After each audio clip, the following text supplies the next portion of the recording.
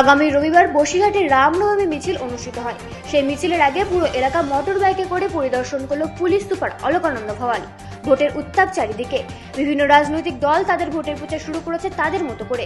তারই মধ্যে আগামী রবিবার বসিরহাটের ঐতিহ্য রামনবমী মিছিল অনুষ্ঠিত হয়। মিছিলে কয়েক লক্ষ মানুষের সমাগম হয়।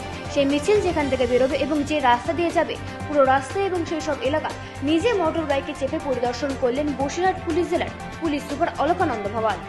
ব্যুরো রিপোর্ট, রাজ্য নিউজ নেটওয়ার্ক।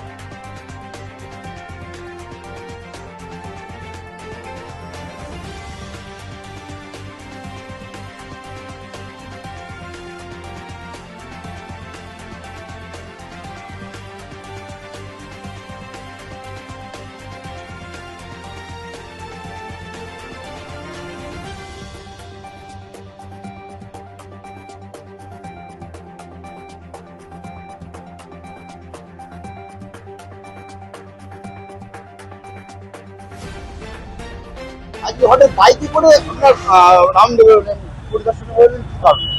যেহেতু আমাদের বসিরহাট টাউনে প্রচলিতভাবেই যেই বড় একটি রামনবমীর র্যালি হয়, সেটার আমাদের সকল সিনিয়র অফিসাররা নিজেরা পরিকল্পনা করে দেখেছেন, তার ড্রোন সার্ভেলেন্স এবং অন ফুটও দেখেছেন।